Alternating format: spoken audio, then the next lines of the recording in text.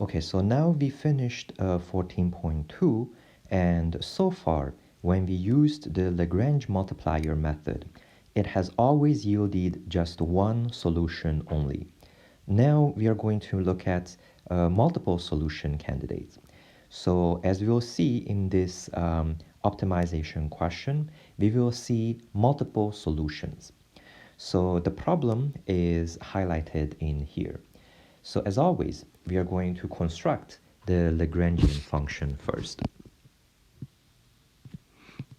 So the Lagrangian function consists of the objective function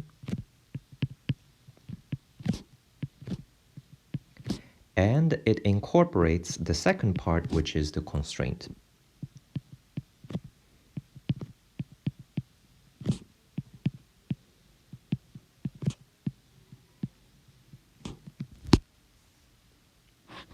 Taking the first order conditions,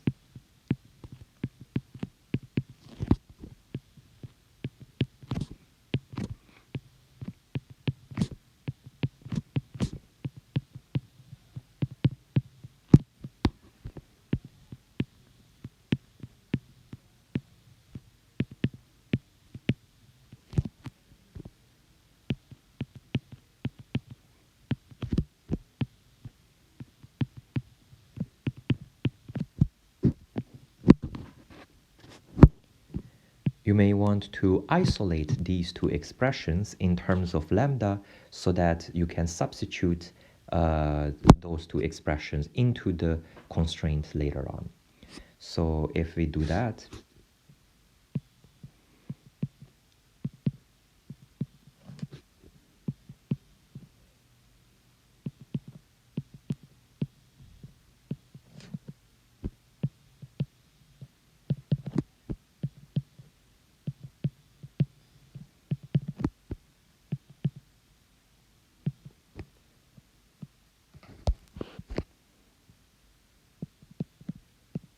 so the first order condition isolating for lambda, we get this expression.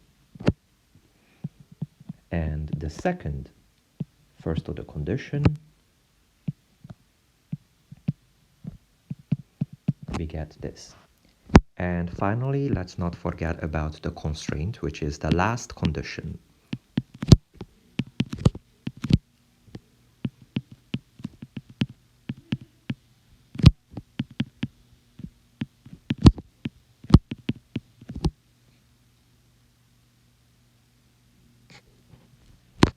Now, because the first order condition and second first order condition all yielded to lambda, we can equate equation 1 and 2.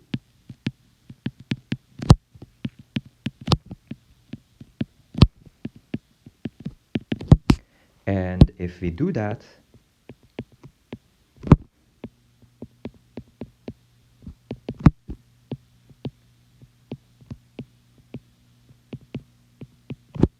we get this expression. So we can solve for x in terms of y. So I'm going to cross multiply the two.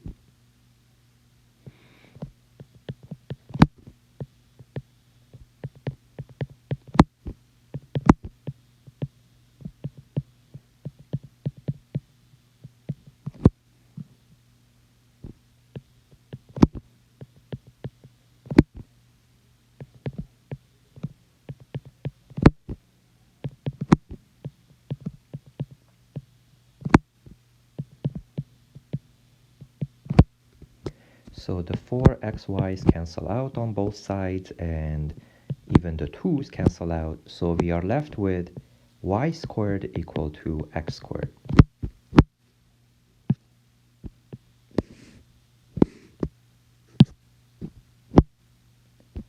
So this implies that y can be positive or negative x. Another way to see this is by writing it in this form and solving for the possible solutions. And if we factor this,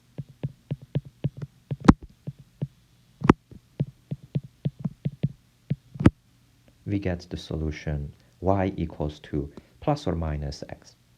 So this condition has two possibilities.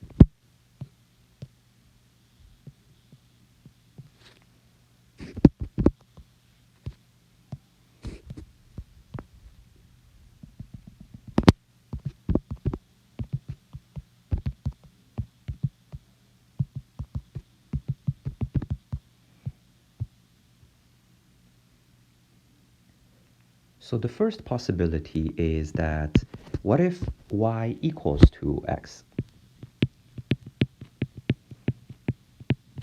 So suppose that y equals to x. Then, if you look at the constraint, which consists of x's and y's, we can write all the y's as x's. So this constraint, which we will be using to solve for the optimal solution, so this constraint will become x squared. Now y also became x, so the second term is also going to be x squared. And the third term, y squared, also becomes x squared. And that equal to 3. So this implies that 3x squared is 3. So x squared can be either 1 or x can be plus or minus 1. So if x is plus 1, then y is also plus 1. And if x is negative 1, then x is also negative 1. So 1, 1 or negative 1, negative 1 is a solution.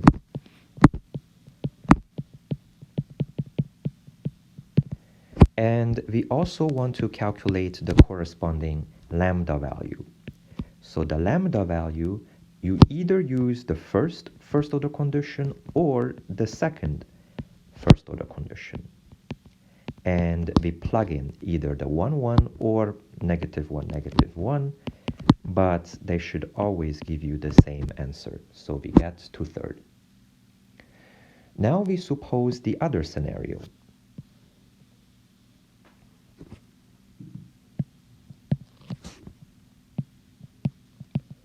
So suppose that y is negative x now. Then we are still going to use the constraint to solve for the optimal solutions. So this constraint becomes the following. Now, every time I see a y now, I'm going to sub in a negative x.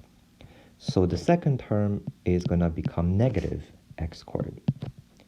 And the third term, because it is squared, so negative x being squared gives you positive x squared equal to 3. Okay, so this cancels out, and we leave with x being plus or minus √3. So using the condition that y is negative x, we again obtain two solutions. So hence √3, negative √3, or negative √3, √3 is a solution.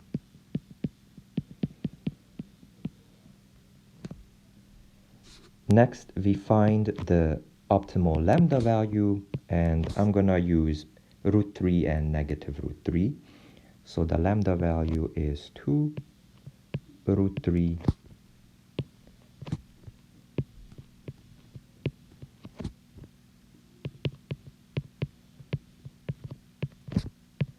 and that gives us 2. So although we derived the optimal critical points, but we have yet to classify whether it is a maximum or minimum. So next I'm going to do that.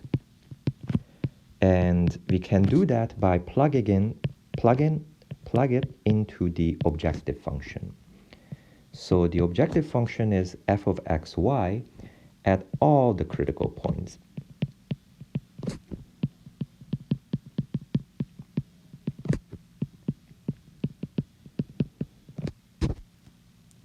So the first critical point was 1 and 1.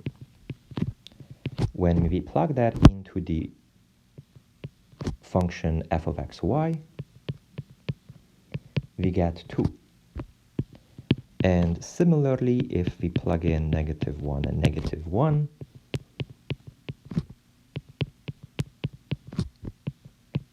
we get 2 as well.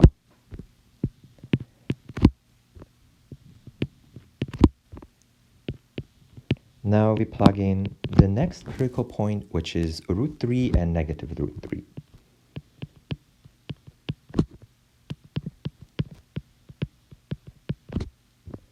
This gives us 6. And the final solution critical point that we plug in